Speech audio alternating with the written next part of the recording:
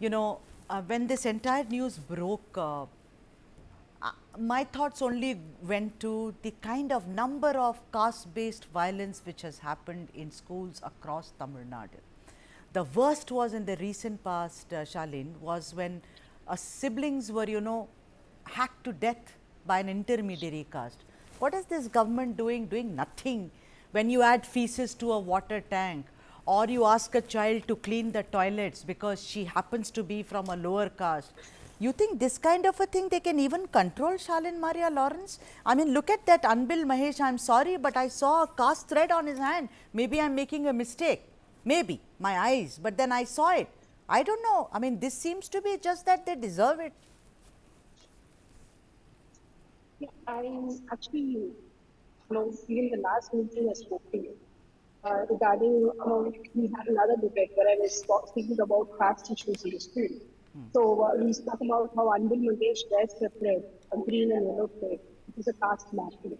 So even a minister who is, in charge of education, he is actually wearing a caste thread. So, not just this, there are a lot of inequalities existing in Tamil Nadu schools which have to be monitored. But eventually, none of that has been monitored, especially violence in school. In fact, even 2 days back, in a school, I think the government Alpravda school, where the school's, midday meal roof was smeared with human feces. That happened just 2 days back in Manipur.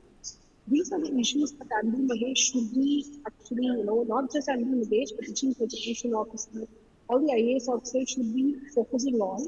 But eventually, they are allowing a lot of extremists and very regressive people to get into government schools. And they go ahead and, a lot of stuff. Not just this, a lot of speakers, very sexist speakers. I'll give you one example. You have the Tamil Nadu Textbook Corporation head, Vendakal Leoni. This guy is a Patimandram, a debate speech guy.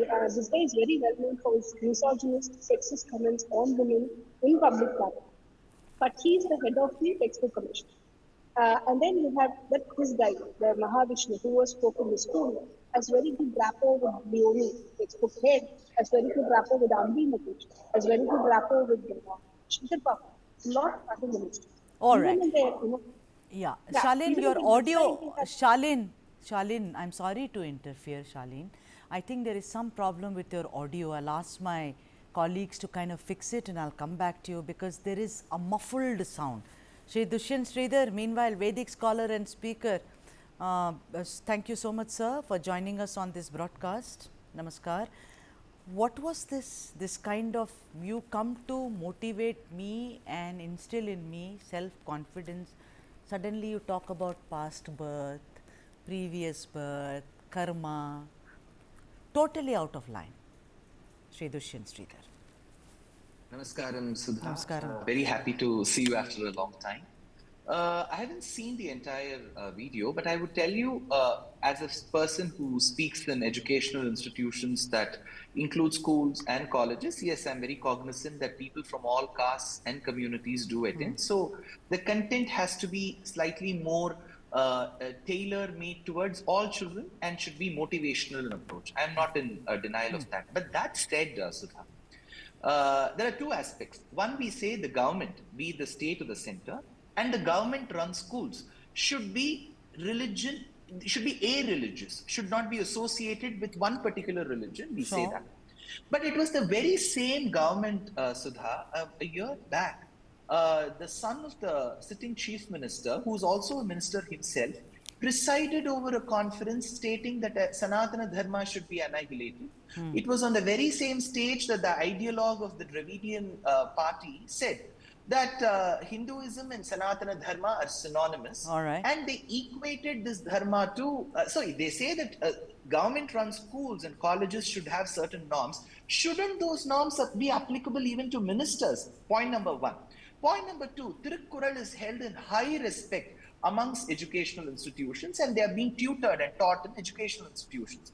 Tiruvalluvar says, Vilnal Padamai Nandratin Agudaruvan Varnal Valiadaikum Kal. He says to avoid rebirth, do your work well. So there are 9 kurals in the entire Tirukkural which talk about rebirth, and all this is taught in government institutions. So in the educational institutions, if a concept about rebirth is taught, then what was so obnoxious? Maybe the What content it and is, the delivery and the tone. Dushyant ji, I'll tell you what is so objectionable. You call me to speak about the, women CEOs in Indian companies. I mean, you're an educated man, so I come there and I suddenly talk about past karma or talk about how I keep Ekadashi fast.